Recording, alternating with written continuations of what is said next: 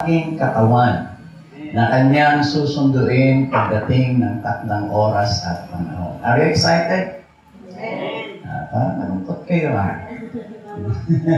Ayun yata bumitaw sa mundo. Sino gusto maiwan?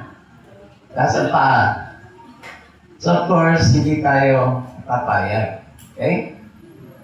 Kailangan maunawaan natin ang ating kasalukuyang panahon. Dahil kung hindi mo maunawaan at maintindihan ang iyong kasalukuyang panahon, kahit magsisigaw ka na ikaw ay Kristiyano, pero ang katotohanan nakaakbay si Satanas sa iyo. Amen? Amen.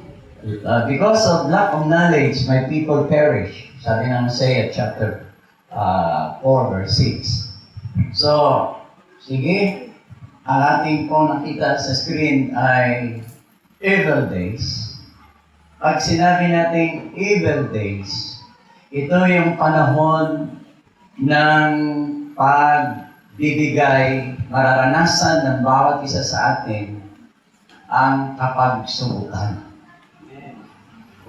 Habang si Satanas ay paparito, hindi pa siya nahulog.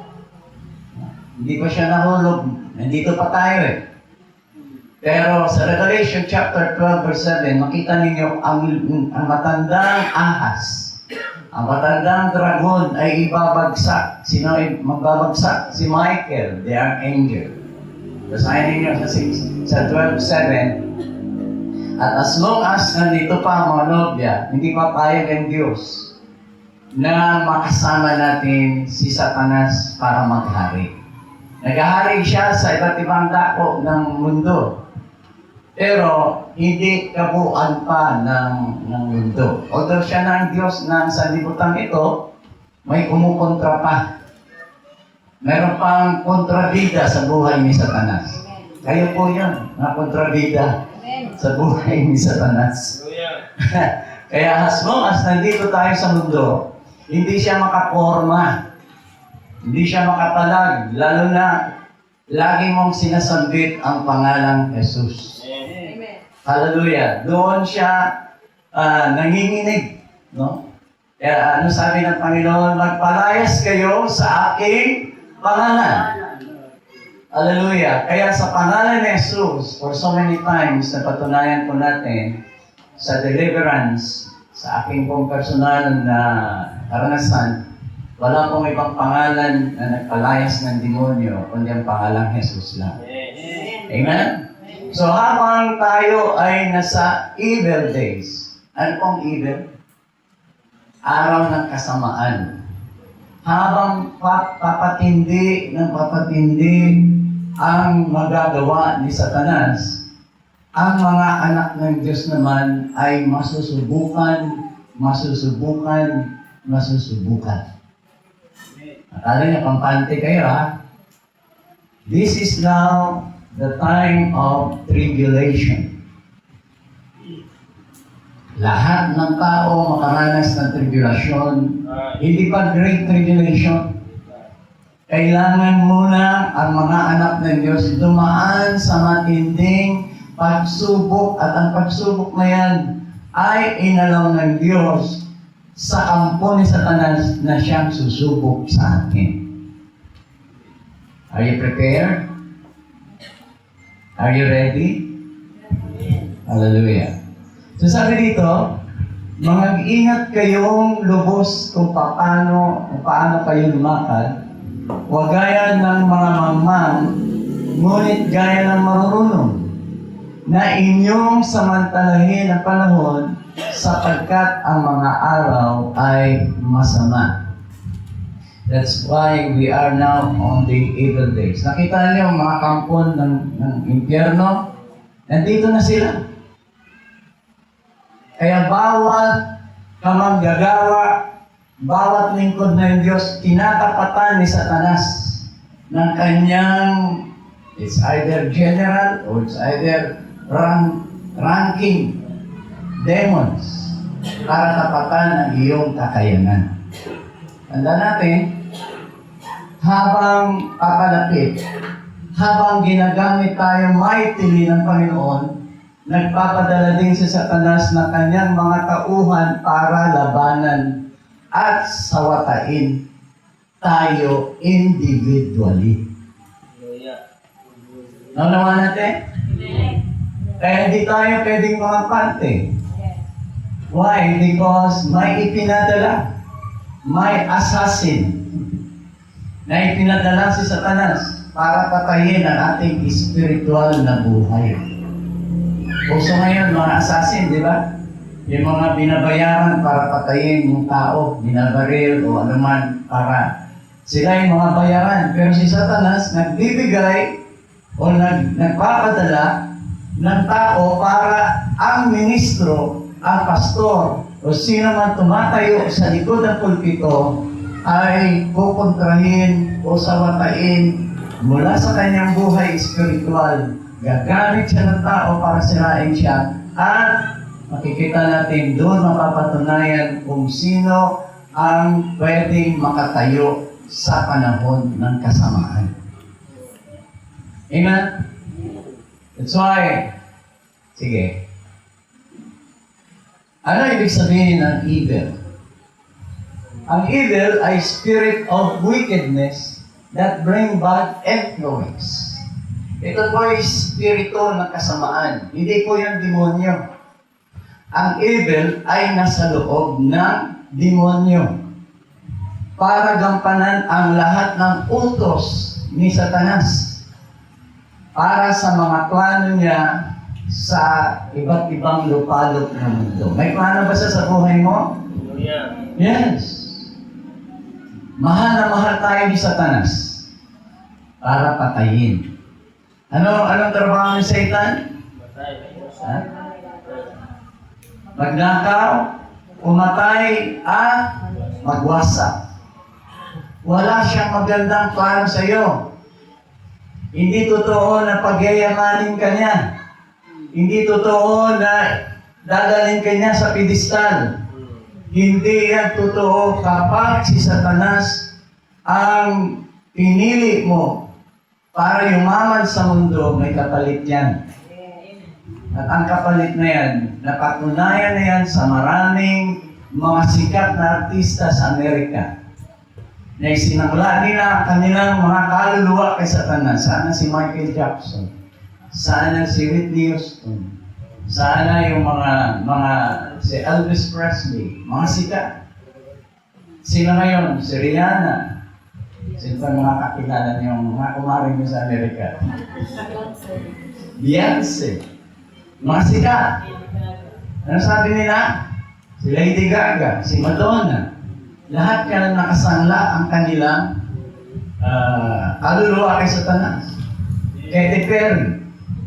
Those are mga sikat na mga awit, mga artista na ngayon ay nagkakamal ng salapi. Pero kapag hindi sila magkakaroon ng pagkakataon na manumbalik sa Panginoon, ang kanilang kaluluwa ay nakay Satanas na. Hindi magbibigay si Satanas ng magandang bagay sa atin o sa tao na walang kapalit. Hallelujah. Kaya huwag kayong masyadong makipag-transaksyon kay Satanas. Huwag kayong pipirma ng mga dokumento kay Satanas. Tayo ay mga anak ng Diyos. So sabi dito, ang Diyos ay pag-ibig. Tama ba? Pero nilikha niya ang kasamaan for a purpose.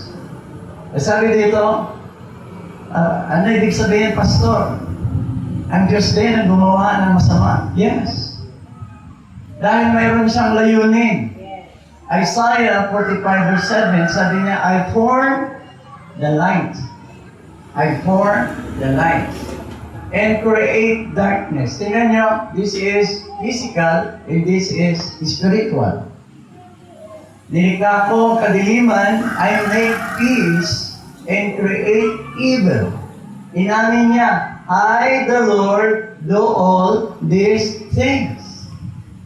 Ay mga kamalasang nagaganap, ang mga dilubyong dumadating sa mundo, lindol, malalakas na bagyo, buhawi, at kung ano-ano pa, Tinatalan niya yan sa utos ng Panginoon. Why? Dahil may purpose siya. So, sabi dito sa Tagalog, aking inilalagay ang liwanag at nilikha ko ang kadiliman.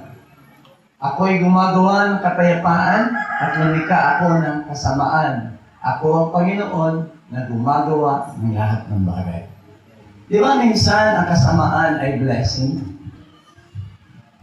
Ang kasamaan na naganap sa tao ay blessing.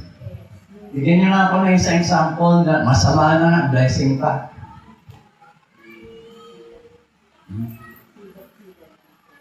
Tulad ng dito sa atin may nakulong, di ba? Lahat tayo makasalanan. May matitibning mga problema sa ating mga sarili bago tayo makakilala sa Panginoon. Yung iba sa atin, kung hindi siya nagkaroon ng malubhang sakit, hindi siya kumilala sa Panginoon.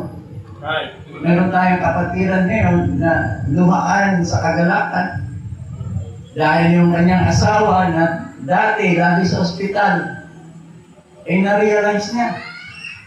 Sabi niya sa kanyang asawa, hindi pala reliyon ang kailangan, kundi relasyon. Kaya gumaling siya. Kaya isang araw makikita na natin siya dito. Why? Dahil sa sakit niya, pinagaling siya ng Diyos at naunawaan niya, may Diyos na nagpapagaling.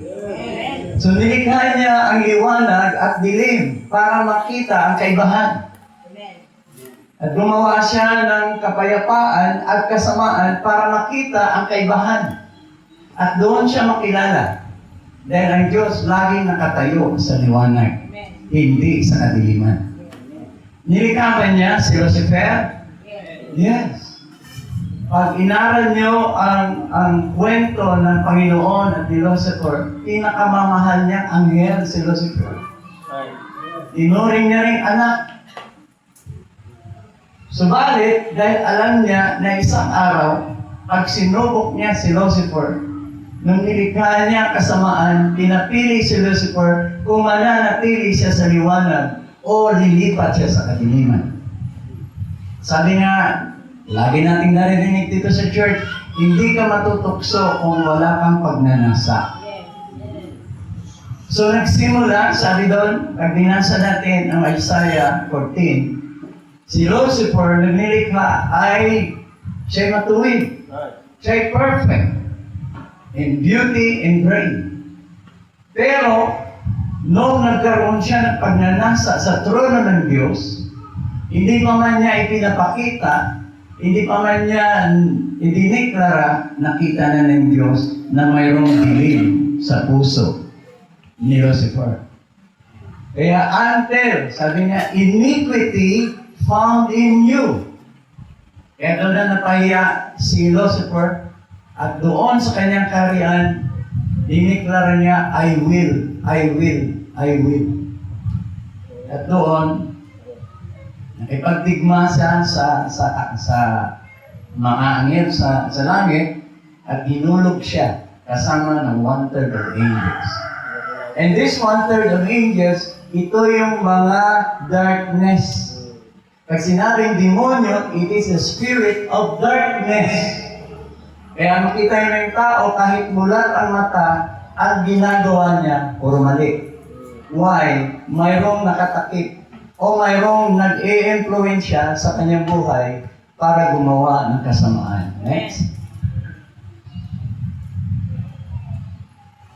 So, sabi dito, may kapangyarihan ba ang kasamaan? Yes. This is the power of demons. Sabi dito, and the Lord said unto Satan, behold, all that he hath is in thy power. Sino to? Nung makyat si Lucifer doon sa kinaroroonan ng Diyos, nag-usap sila. Sabi ng Panginoon, kumusta ka na? Saan ka nang galing? Anong ginagawa mo ngayon? Ano sabi ng Lucifer? Wala lang, akit pa na. Nakita mo ba yung aking alagad na si Job? Wala siyang kaparihan sa lupa. Ano sabi ni Lucifer? Ganyan lang talaga yan kasi ginabakuran mo. Tanggalin mo yung bakod kung hindi ka susumpain. Sige, sabi ng Diyos. Total, may kapangyarihan ka naman. Subukin mo. So Lucifer has its own power.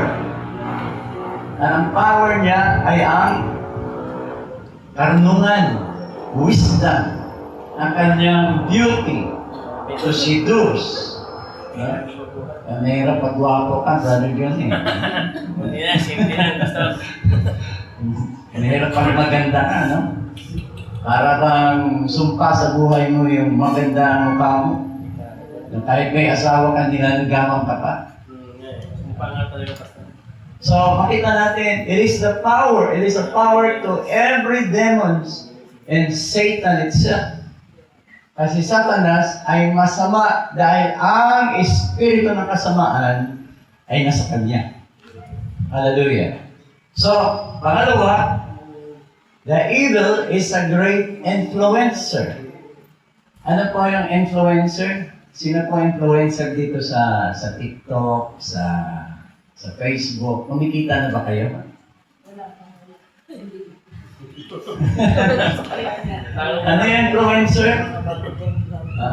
Nagpapadala ka ng reel para maraming manood to influence people to see you. Amen? Ito ba'y nakakatuwa, nakakalungkot, o nakakainis?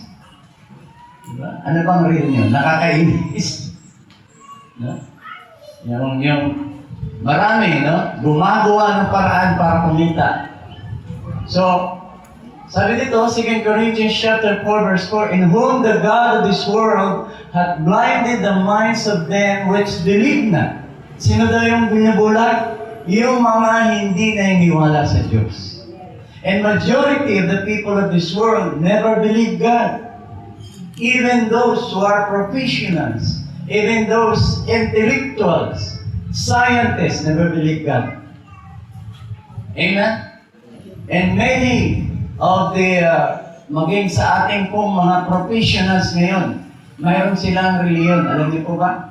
Ang reliyon ng karanihang mga teachers, lawyers, mga matataas na naabot, mga intellectual people, meron po silang reliyon. Alam niyo po anong reliyon? New Age Movement. Kaya nakita niyo sa mga schools, marami nang nagtuturong mga bakla. Mga tomboy. Maging sa iba't ibang larangan. Hindi tayo galit sa kanila, kundi ang espiritu na nasa sa kanila. They were also victims. Hindi nila alam yan. Pero there is that power within na pumasok sa kanila para i-influence ang kanilang gender. Amen? Kaya ilang gender na sa mundo ngayon? Ang dami-dami na eh. So, kita natin, spiritual influences. Si Satanas ay spirito din. Tama? Ang demonyo, they were all spirits because they were all fallen angels. Kaya ito po yung mga influensya. Ang tao, pag nakainom, nagbabago ang isip. Tama ba? Pinatawag natin yung mga uy. Nagwawala. Why? Because of the alcohol influence. Ang tawag po dyan ay spirit. Spirito. Kaya ang tao, pag nalasing, kinukompress ng demonyo ang kanyang spirito para kontrolin ng alak ang kanyang isip. Kaya kapag meron siyang galit at puot, hahanapin niya yung kanyang kaaway. At hamunin niya, lumabas ka dyan. Sino matapang dyan?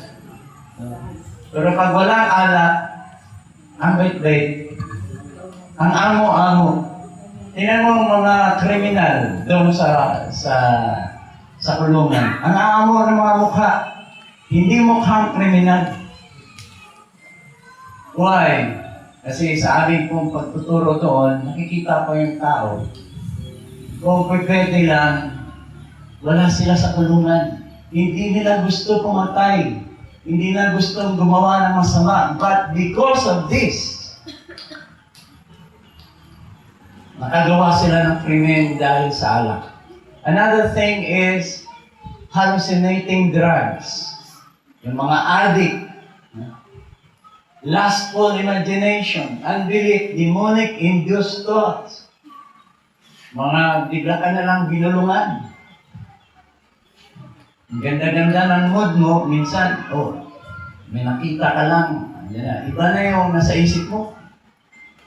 Careless whisper. Kanta to, di ba? Nauso yan dati, di ba? Yung bulong na may pakakulugan. Satanic cult, artificial intelligence, mind control application, cellphone, games. Lahat yan ay nandun na papaloob ang impluensya ni Satanas at may espiritu dyan. Kaya tingnan nyo, kinokontrol ang iyong oras. Kinokontrol ang inyong kaisipan. Kinokontrol ang buhay mo. Dadalhin ka niya to isolate you far from many people para doon ikaw lang at siya ang nandun. Sino nakaranas ng ML? Mga kabataan, nandun lang sa isang sulok na madilim. Hindi na kumakain. Hindi na natutulog. Why? Because ang demonyo ay sumasakay na sa kanyang kaisipan. Kaya kahit tulog, gumaganyan yung daliri. Mga bata pa yan, ha? Dahil, because of the spirit that within him or her.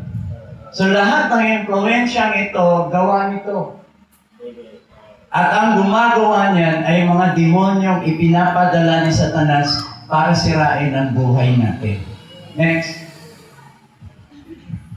So we have here the human brain. Ito po yung kaisipan ng taong karnal. Pag sinabi natin karnal, makalaman. Manipulated by the demons. Human brain is the spirit of man resides in the brain. Nandito po yung ating spirito. The channel of the demonic spirit to manipulate and control our own disposition, decision, and belief in God. Sino sa inyo kanina umaga nagtatanong, sisimba ba ako? Ano kaya? Parang uulan, sisimba ba ako? O di kayang layo-layo ng lalakarin ko? Lagi namumusa pagkaaway para hadlangan ang gawain ng Diyos. Kaya kung ikaw ang magpapadala sa iyong kaisipan, saan siya namumusa? Sa isip. Mayroong channel in between you and Satan. Every day, every minute, every hour, bukas ang inyong channel. Anong channel yun? Channel 7? Channel 6 Lagi kayong may communication. Why? Tayo kasi ay mga transceiver. Ano yung transceiver? Tayo yung arang antena. Nauso yung cellphone noon na may antena, di ba? Siya nagtatransmit at receive. Kaya kung anong ibabato sa atin, sa Diyos man ang galing o sa demonyo, pumapasok yan sa ating kaisipan. Pero dahil karnal ang taong ito, walang pumapasok galing sa Diyos. Hindi naka-tune up. Dati ko akong radio man, kaya sabi ng nasa itaas, punta tayo sa channel na ganito. Punta kami lang nag-uusap. Walang pwedeng umistorbo sa amin. All over the Philippines. Kaya, kapag manipulado ng kaaway ang kaisipan, all the control tower ay narito po. Ang puso ng tao ay control tower ng tao. Kaya, kapag pinasok ng kaaway, itong kaisipan, papasok na po yun sa kaluluwa. Amen? At yung kaluluwa, didiliman niya. At ang tao ay siya'y anak ng Diyos, pero hindi niya hahayaan makilala niya ang kanyang sarili sa pamamagitan ng salita ng Diyos. Kaya, ililihis niya tao, huwag kang makinig na sa pastor na yan. Huwag kang mapunta sa church na yan. Why? Ano ang purpose? Kasi baka magising ang iyong binhi. Yes. Amen. Right. Naniwala kayo na binhi kayo ng Diyos? Yes. Salamat na lamang dahil ang kapangyarihan ng salita ng Diyos ay nakapasok sa ating puso. At kontrolado ang ating kaisipan. Now, there are two main channel of the spirits. Either, although ito ay sa soul, either it is by faith, by the Holy Spirit, or by the influence of the devil by unbelief. Makakapasok lang ang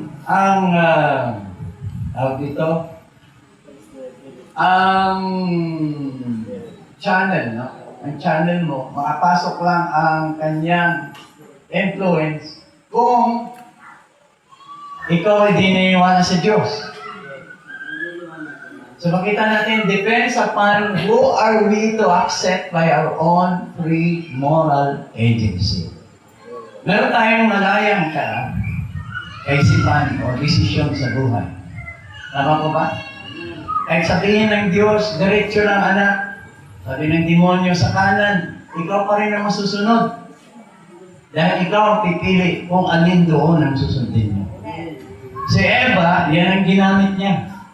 Why? Because nung marinig niya, hindi ka mamatay. Bagkos, bubuksan na iyong mga mata at maging kagaya ka ng Diyos. Doon siya nagkaroon ng pagnanasa. Amen? So, nakapasok sa kaisipan niya ang demonyo. Why? Binuksan niya kanyang spiritual mind. Because of the offer of the serpent. Okay? So, di ba maraming na-scam dahil pera ito. Nag-i-invest dahil gusto natin magkaroon ng pera. Alam ng Diyos ang pangailangan mo. That's why, papasokan ka ni Satanas. Alam din ni Satanas ang iyong kahinaan. Pag pera ang kahinaan mo, o-operan ka ng o-operan ng sa tingin mo, okay to. Pero ang totoo, dadayain ka. Amen. So sabi dito, mayroong 5 inlets o pasukan ang espiritu ng kaaway o ang influence ng kaaway sa ating espiritu. Number 1, memory, affection, reasoning, imagination, conscience. So dito, dahil hawak ni Satanas ang iyong isip, yung kasalanan ng tao 20 years ago, hindi mawala-wala sa isip mo.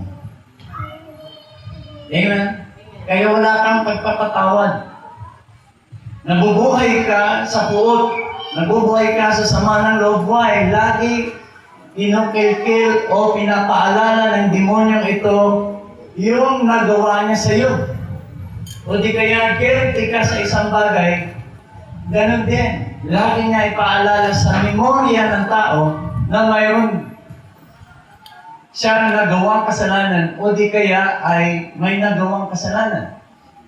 So, affection. Anong affection? Magmahal. Marunong ba magmahal ang tao masama? Yes. Pero hindi godly na pag-ibig. Gusto niya pakabig. Ang nagmamahal ng masama, akala mo mahal ka niya, pero pagkatapos nagmawala o makuha niya kanyang kagustuhan, iwanan ka sa angkuman. Tapos na eh. Nakuha ko na, nagawa ko na, ano pang pakinabang ko sa iyo? Sabi ng demonyo. Kaya mag-ingat tayo, lalo na sa ating mga kababaihan. Dahil ang kaway ng kaaway ay lagi nandyan. So, ano pa? Reasoning. Nakatagpo na kayo ng tao, kahit mali, may rason talaga. Ayaw aminin yung mali niya, kundi rason. Yan ang mga tao na ma-pride. Yung mga tao na hindi tumatanggap ng mali. Galing po yan dito. So, we have imagination.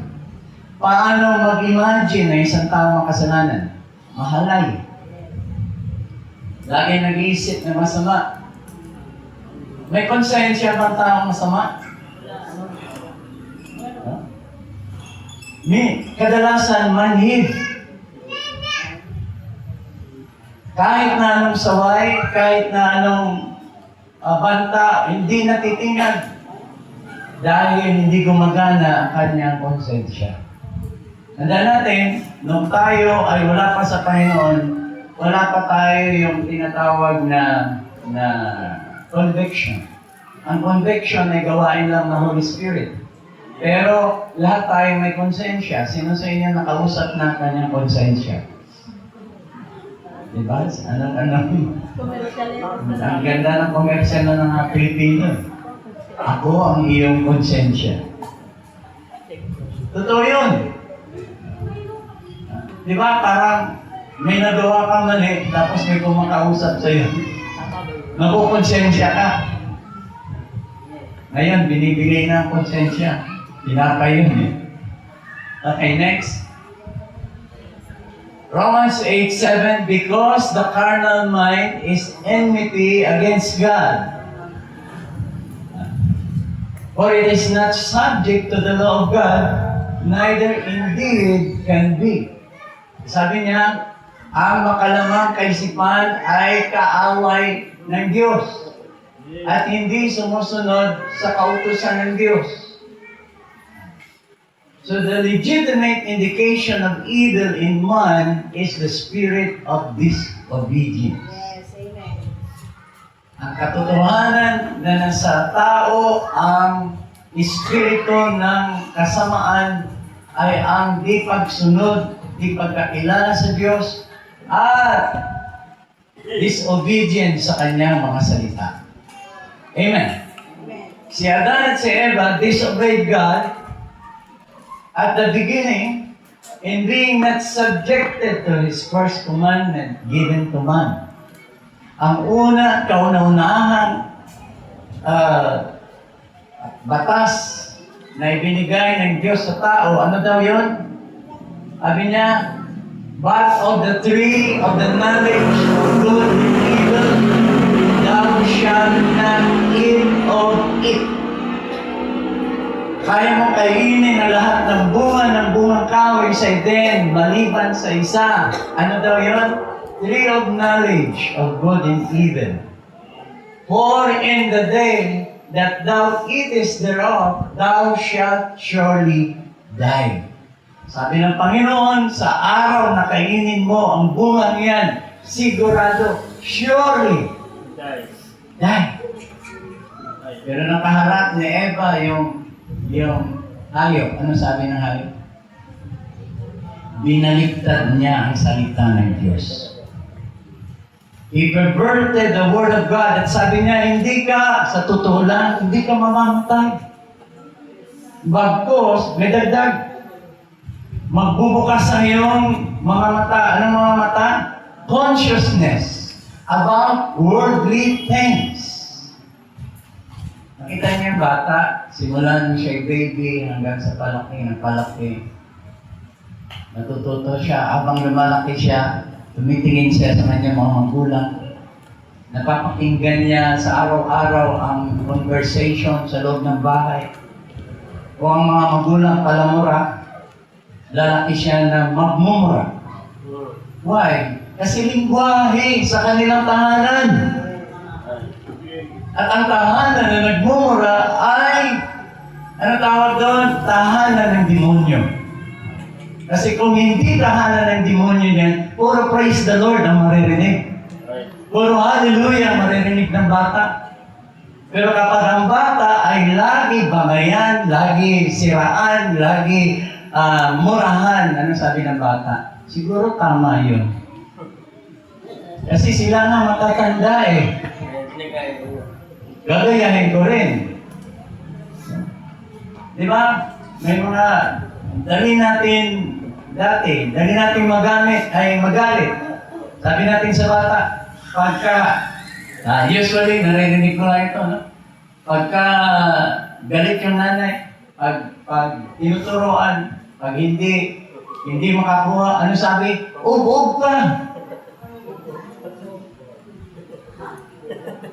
Nakalakihan ng bata, naubog siya. Pagdating niya sa school, sabi ng teacher niya, ba't hindi ka makakaintindi? Ub ka talaga. Oo nga, sabi ng nanay ko, ub ako eh. Proud pa! Why? Lingwahe sa bahay. That's why, pumapasok po yung tinatawag nating disobedience. At, ano nangyari kay Eva? Nadaya siya. Why? Naniwala siya doon sa offer. May takot siya? Yes, may takot siya. Sabi ni Satan ng serpent, totoo ba na lahat ng punong kahoy, yung bunga ng punong kahoy sa Eden, hindi pwede kainin? Sabi ni Eva, hindi po, maliban sa isa, bawal nga hipuin eh. Sinabi ba ng Diyos na hipuin? Hindi. Because every day, dinadala siya ng hayop doon. Sino yung hayop? Sino yung serpent? Satan itself. Nang mahulog si Satanas, nagkaroon siya ng katawan. At ang katawan niya, ang tawag doon, serpent, 100% animal. Diba? May kasabihan tayo, animal na talaga. Alam niyo, totoo yun. Because our body is made up of animal. We are animal also. We are the beast. Alin dito ang wangis at larawan ng Diyos? Alin dyan sa inyo? Alin ang larawan ng Diyos sa atin? Yung kaluluwa. Hindi ito. Si Adan ay nilikha sa panahon na nilikha niya mga hayop. Kaya tinatawag tayo sa science, the highest form of animal is human being. Eh matindi doon, pati unggoy na diskitahan. Kasi wala silang makita. Ano ba ang mag-uugnay sa tao at hayop? Ito na lang yung orang-utang. Kahit ba kayo, nagaling kayo sa orang-utang? Chimpanzee. Hindi ako papayag, ha? So, ano nangyari? Satan perverted the Word of God. Kaya naniwala sa iba. Pero namatay ba sila? Yes. Namatay sila. Ano sabi? For in the day, sa araw na yon, mamamatay kayo. Namatay sila? Amen. Yes. Ilang taon si Adan namatay? Sabi ng Bible, sabi ni Pedro, one day to the Lord is 1,000 years. Pasok? Pasok. Hindi kagaya natin one day sa kalendaryo. Ano ngayong petsa? 7. Bukas, 8 na. Hindi sa kanila. Because one day to the Lord is 1,000 years. Kaya si Adam namatay 930 years. May 70 years pa siyang dapat. Pero dahil hanggang doon na lang siya, yun na. So, kita natin, nadaya si Eva. Why? Because pinasok, in-influensyahan ang kanyang kaisipan. Next. So, ano nangyari? Noong araw na kinain ni Adan yung inalok ng asawa, dito na sinumpa ng Diyos ang lupa. Hindi si Adan. Why? Because si Adan is also made up of dust. But God never directly cursed Adam because anak niya ito. Kaya ang ginawa niya, sinumpa niya ang lupa. Pag sinabing sinumpa ang lupa, ibinigay kay Satanas ang lahat na kapangyarihan at pribilehiyo para pagharian ang lupa. Ako niyo? Amen. Kaya mula sa Eden, sa Garden of Eden, ibinigay ng Diyos ang buong mundo. And sabi doon, and everything in the land, the substance, yung mga bunga, natural resources, mineral deposits. Sabi nga, pag may nakabaon na ginto, hindi mo makuha. Bakit? May bantay. Di po ba? Kaya alam ni Pastor yan, may bantay. Kaya nag-aalay yung mga tao ng mga kung ano-anong bagay hanggang sa sasabihin ng albularyo, tao na ialay mo. That is demonic? Yes. Because ang lupa ay may sumpa. Natural mineral deposits, mga puno, mga animal, sa mga ibon, at sa dagat, even to their flesh. May sumpa ba si Adan? Yes, sabi niya, at lalakad ka sa tinik at dawagan. Tinik is sicknesses, diseases. Anong dawagan? Problema. Kapag subukan, mga kabigatan sa buhay, shall it bring forth to thee, dadalhin sa iyo, at kakain ka ng talbos, ng herb. Alam ng Diyos, magkakasakit ang tao, kaya nag-provide siya ng mga herbal, ng mga gamot, herbal ng mga halaman. Kaya tingnan mo yung mga tao ng araw, ang lulusog, ang haba ng buhay. Why? Because kumakain sila ng herbs. In the sweet of thy face shall thou eat bread. Makakakain ka lang kung pagpapawisan mo. Till thou return unto the ground, for out of it wast thou taken, for thus thou art, and unto thus shalt thou return. Saan niyo maririnig to? Taon-taon? Saan niyo naririnig? Guguhitan ka ng uling dito. Galing ka sa lupa, mabalik ka sa lupa, sinusumpa ka. Hanggang sa mamatay si Adan. Dahil may namatay sa loob niya. Para mapakita na may namatay sa loob niya, the day na kinain niya yung pinagbabawal, kailangan mamatay ang kanyang katawan. So this body is disposable. Kahit anong inom mo ng gamot para madili ang katandaan, wala yan. Dahil sa kinakain mo, dumadami ang parasite sa loob. Pag huminga ka, dumadaming bakterya pumapasok sa loob mo, lahat mamumugad sa katawan mo, kahit anong paganda mo, kahit anong stretch ang gagawin mo sa mata. Ganun babalik po ko. You're still deteriorating. Yes, amen. Kasi hinihila tayo ng lupa. Amen. Hallelujah. Kasi naman nakadiscover ng fountain of youth. Kaya kasi bulan ng mga tao, pagdating ng 20 years old, yun ang kanyang tugatog ng kanyang kagandahan at lakas. Pagdating ng 21 sa mga babae, 22, 23, 24, pababa na, halina na. Ganun din sa lalaki. Pero mapansin nyo, mahaba ang buhay ng mga babae. Hindi naman siguro lahat. I-stress mo asawa mo kung mabubuhay na. Hallelujah. Kaya dati ang ganda-ganda. Ngayon huwag na natin pag-usapan. Next. Tika muna. So curse is the earth. Thorn and thistle shall it bring forth to thee, and thou shalt eat the herb of the field. Nabasa natin ito.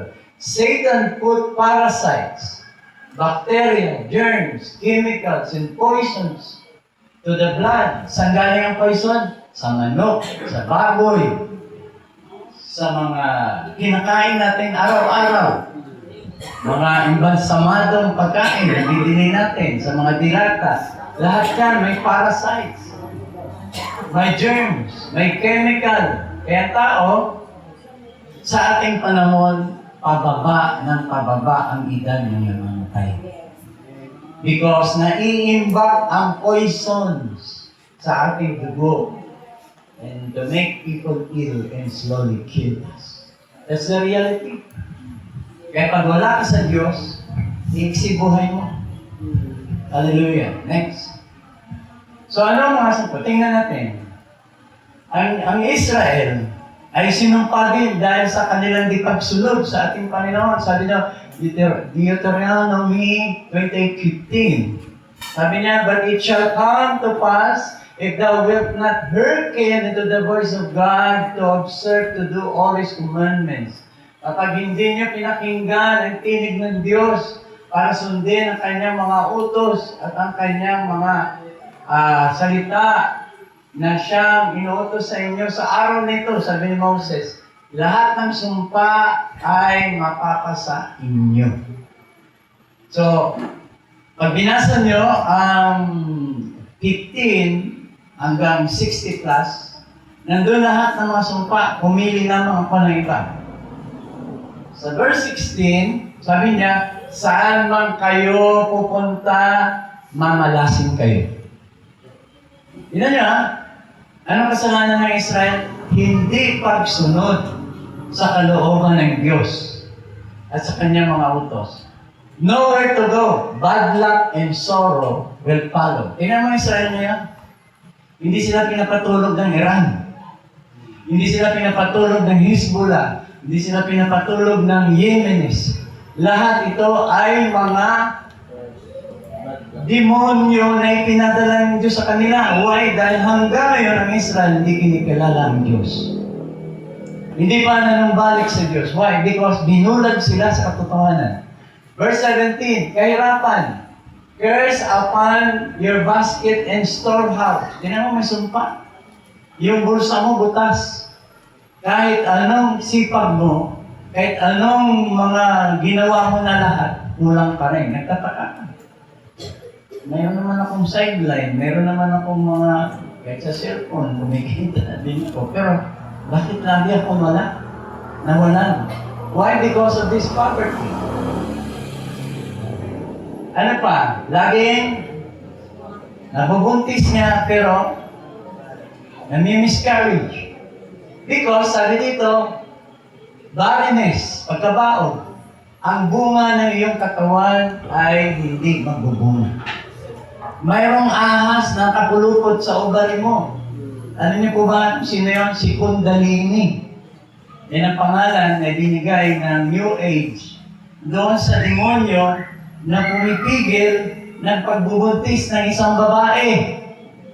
Kaya kung wala kang alam sa spiritual na tinatawag nating labanan, mananatili hindi ka magkakaanak. Or two, nakadalawa po akong karanasan. Isa ay nandito sa Teresa. Nakuha namin ang material dati dahil kami ay contractor din sa Formos. Nakautang kami dyan ng 60,000 advance. Ang may-ari, 40 years old na yata yun, 7 years na kasal. Pastor, hindi pa kami nakakaanak. Nung nalaman niya kay Pastor, sabi niya, pag-pray mo nga ako, Pastor. Di, siya na nag-alok. Di, alam ko, revelation ng Holy Spirit niya. Sabi ko, sige po, dahil nagtiwala ka sa akin, sige, nagtiwala ka rin sa Diyos. After a month, nabuntis. Hindi na kami siningil ng utang. Sa Mindoro, asawa niya ay OFW. Kada uwi, gumagawa, hindi makagawa. Pero may anak siya sa una. Ang problema, may problema asawa. Sige, pauwiin mo. Pahingahin mo. Tapos itong gagawin. Pray ko yung ang asawa niya. Pag-uwi niya, nalitan ng asawa niya, nabuntis na ako. Wala imposible sa Diyos. Why? Because the demons that was inside ay pinanaya sa pangalan ni Jesus. Palapakan natin yung Diyos sa buhay. Glory to God. Hallelujah. So, miscarriage. Kahit mga bakahan mo, kahit na ang iyong mga tupa, hindi mga anak. Confusion. At lagi ka lang sinasaway. May tao na pasaway talaga, no? na kahit anong gawain niya, mali. Meron kayong na-encounter na gano'n? Tumutulong nga, pero mali naman. Okay na sana. Sa next. At ang kanyang papatungan ng kanyang mga kamay, mga lasing. Kaya minsan nagtatanim tayo. Yung iba, pag nagtanim, mabubuhay, di ba? Pero pag nagtanim tayo, namamatay. Sabi niya, mainit yung kamay mo eh. Malamig naman. Hallelujah. Praise the Lord. So, mayroon talagang kamay na pinagpapala. Hallelujah. Ang kamay niya ba, pinagpapala? Okay, praise the Lord. Next. Salot. Pestilence. Ay yayakapin ka at papatayin ka. Sasalutin ka. No? Grabe, no? Puno ka ng salot sa buhay. Alam mo yung salot? Minsan, kamag-anak mo rin eh. Minsan, mga tao na wala ka na nga, tapos tumambak pa yun. Marami. Pero, mayroon talagang salot. Sakit, ano. 22, another sumpa ay mga sakit at karamdaman o namamatay sa karahasan. May mga kabataan, bata pa namatay sa karahasan. Nasaksak, nabugbog, dahil sa kanyang gala ng gala, nabangga ng train, nabangga ng kung ano, namatay. Matindi rito, bukol, kati, galis. Ang galis pala, sumpa din. Yung psoriasis, nakikita kayo ng psoriasis? Ang buong katawan ng tao, namumula, na namamalat. That is a curse. Ang bukol, alam na natin itong bukil. Di ba? Daming ori ng bukol. Mahirap pag dalawang bukol mo sa noo.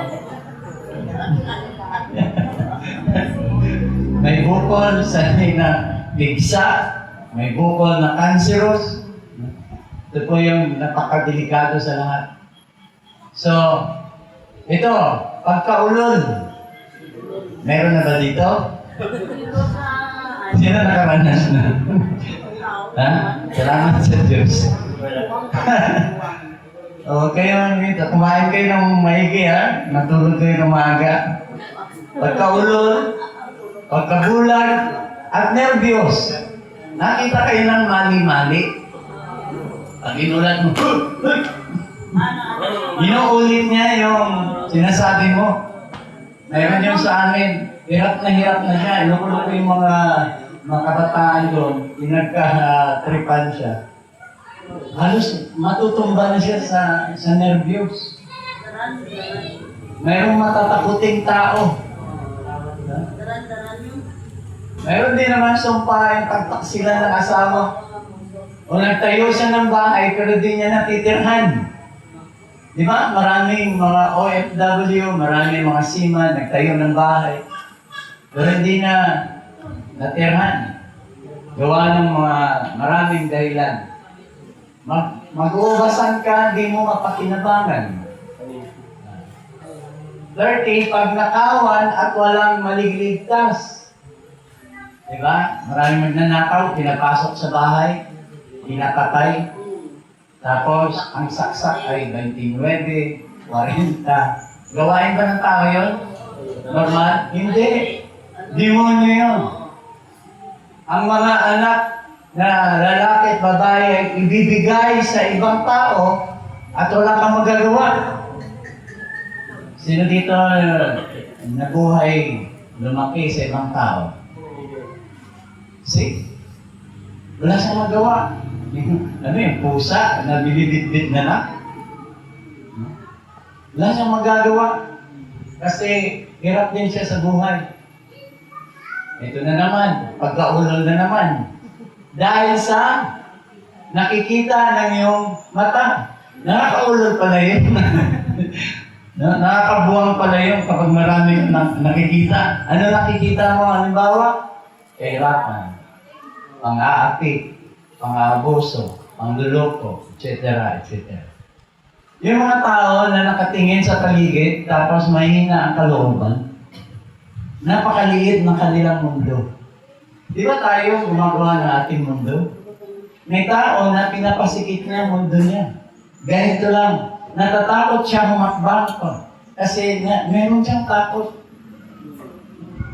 Kaya, sabi nga, kapag may utang ka, lumiliit mundo mo. Totoo ba yun? Hallelujah.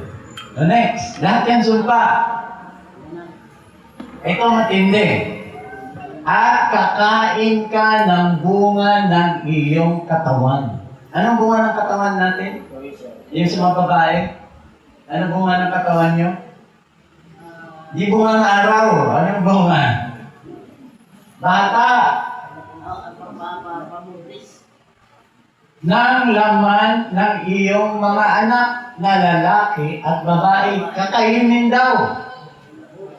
Nangyari sa Israel yan? Yes. Yung napalibutan sila ng mga Romano sa pamumuno ni General Titus, 3 months silang pinagutuman sa loob ng templo. Kinat ang daluyan ng tubig, kinat ang lagusan ng pagkain, at inayaan silang magutom. Sabi ng isang nanay, doon sa isang nanay, pakukuluan natin yung anak mo ngayon. Bukas akin naman. Basahin yung Bible. Hallelujah. Kakainin ng tao ang kanyang pamilya dahil sa kagutom sa panahon ng pagkukubkob at kagipitan. Ano kaya? Kapag ikaw ay maiwan, ang pamilya mo maiwan, at bawal kang bumili, at magbinta kahit may pera ka, pero wala kang tatak ng 666, saan ka pupunta? Hindi pwede, pabili naman kami ng pagkain, kapatid. No. Dahil lahat ng individual na tao na mayroong tinatawag digital ID, malalaman kung magkano lang ang pera niya. At magtataka ang gobyerno, bakit hindi naman nababawasan yung pera niya, pero bumibili siya. Iimbestigahan siya ngayon. Kasi po, may nagpapabili sa aking mga Kristiyano. Saan sila? Ituturo ngayon yan. Are you ready? Sabi ko sa inyo eh, these years from 2026 to 2030 ay patungo na tayo sa masalimuot na buhay Kristiyano. At dito mapapatunayan kung sino ang matapang na manatiling nakakatayo sa harapan ng Diyos. Lahat ba tayo? Amen. Sigurado ha? Hallelujah. Okay, hindi ko nadadagdagan. Ano pa? At sa kanyang sanggol na lumabas sa pagitan ng kanyang mga paa. Sa pagitan ng mga paa. At sa kanyang mga anak na kanyang ipapanganak sapagkat kakainin niya ng lihim. See? Ang Israel na hindi ano tawag dito, kontra sa batas ni Moses ang kumain ng tao, kumain sila ng tao. Kumain sila ng kanilang mga anak mismo. Sana hindi mangyari yan sa ating panahon. Nabalitaan nyo na ang laman ng tao ngayon ay binibenta na? Ayon sa report na ating nasagap, ay ang McDonald's, 85 million na patty ang dinidistribute buong mundo. At dahil sa Epstein file, nalaman na ibang karni pala doon, hindi mamoy. Kundi tao. At alam niyo, Epstein file, Ito yung mga taong pedophiles na nakikidnap ng mga bata all over the world, dadalhin sa isla, tapos imbitahan ng mga matataas, ng mga pinuno ng mga bansa, mga artista, mga kilalang artista, at doon ginagahasa ang mga bata. Bata pa si Donald Trump, yung 3 years old. Pag hindi magkasya, ginigilitan para magkasya. At pagkatapos sa laulain ng mga bata, kinukuha ang dugo at pinapainom sa mga artista para daw manatili silang bata magpakailanman. At ang mga bata tinutusta. Yung iba niluluto, pinafried, parang chicken. At kinakain nila. Why? Dahil ang pinakamalinis na laman ay ang tao. Kaya galit na galit sila sa baka. Ang ipapalit, tao. Kaya marami ng mga bangkay sa ospital na inaabangan nila. Dahil may flesh factory na gumigiling ng mga laman ng tao at ginawang dilata at ginawang pati. Para masanay na ang tao na kumain ng laman ng tao, hanap-hanapin ng tao yung lasa hanggang dumating ang zombie generation. Kilala niyo to? Si Ellen DeGeneres. May programa ito, sikat ito. Umamin siya, uminom siya ng dugo ng bata at kumain ng laman ng bata. McDonald. Kain tayo sa McDo. Okay ang lasa nun. Sarap yun. Ha? Tingnan mo yung tsura ng kanibal. See? At mayroong drugs. Matagal na po ito. Flaka drug. Na kapag nilagyan ang inumin mo, soft drinks man ito, delikado ito sa mga schools. Pag inilagay ito sa inumin, ang tao ay madidemon possess at mangangagat siya. Kakain siya ng tao. Bigla na lang mababago yung kanyang aura, ang kanyang isip. Demon possessed na siya. At yung katabi niya, sasakalin niya, sasakmalin niya. Nangyari po ito sa Amerika. Habang ang tao natutulog doon sa bangketa, may tumira nito. Binabangga niya yung sarili niya sa mga sasakyan. Parang invincible siya. Hindi siya makaramdam ng sakit. Tapos kinagat niya, kinain niya yung tehinga na natutulog doon. See? We are now on the evil days. Ito na po naman ng kasamaan.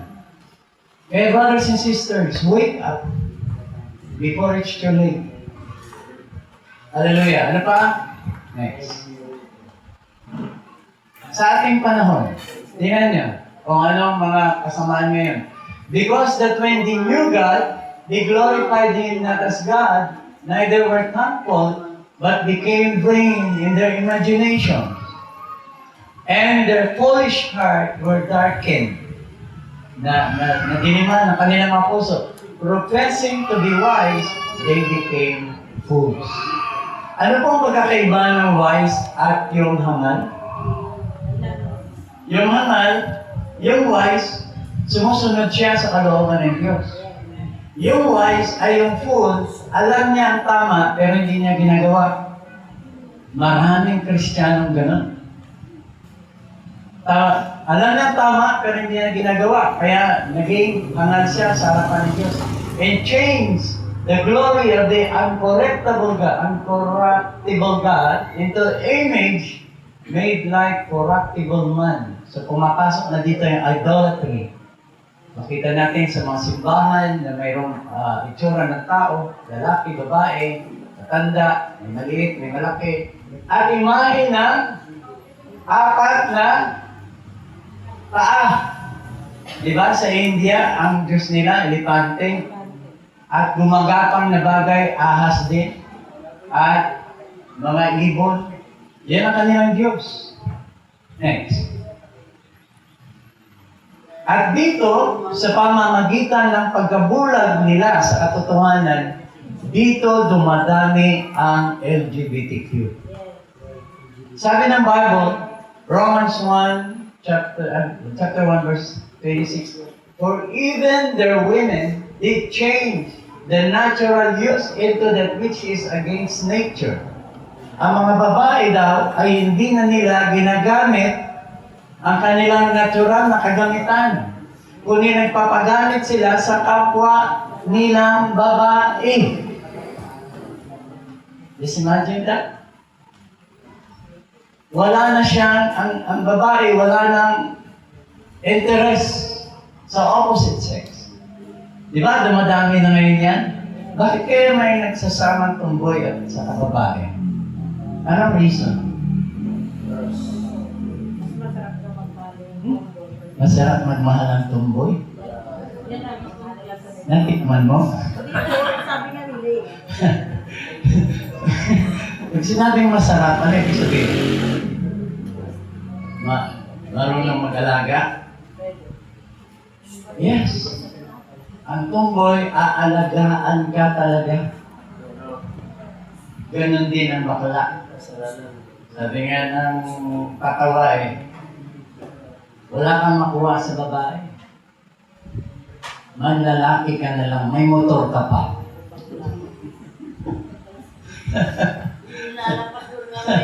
Kasi lahat, ibibigay sa'yo.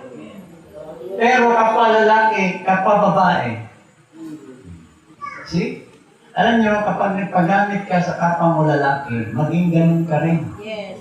Because of the spirit that is transferable sa tao. Amen. Pag babae ka, kaya huwag kayo masyadong dumikit doon sa mga mayroon ganyan na espiritu. Hindi dahil ayaw natin sa kanila. Mahal natin sila. Because may kaluluwa din. Pero, because of the transferable spirit, iwasan mo. Amen. Baka balang araw, may iksi na ang buhok mo. Tapos ang salita mo, iba na. Di ba? Pag ganun-ganun ka na. Amen? Aba ang malalaki, pahina ng pahina, ang mga babae naman, palakas ng palakas. Kaya maraming lalaki ngayon ay mahihina na. Hindi naman doon sa parting kabaklaan, kundi nanghihina na ang kanilang endurance. Pagkalalaki, o di kaya ang kanilang katayuan sa loob ng tahanan. Why? Maraming paglabas ng bahay, maraming ice cream sa labas. May lalaki, may babae. May kaibigan ako nagsawa sa babae, ngayon, naging lalaki, naging makla na. See, ulitin natin, hindi tayo nagdi-degrade ng tao. We are here to have compassion with them. Dahil sila din ay biktima rin. Hallelujah. We pray for them. Dahil yung spirit, may spirito sa loob na hindi nila kayang paglabanan. Dahil malakas ang espiritu sa mga taong ito. Amen. Kaya pag may mga anak kayong lalaki, huwag kayong tahipo doon. Okay. So, and likewise also the men, leaving natural use of woman, burn in their lust, one toward another, men with men.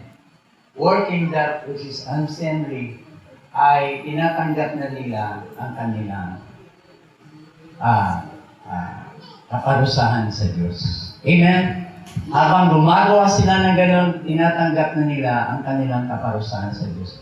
Pag binasa niyo yung Bible, mga kapatid, ang matitira halos sa mundo na maiiwan at tatanggap ng sumpa ng Diyos ay mga LGBTQ. Hallelujah. Next. Lapit na po tayo. Ephesians chapter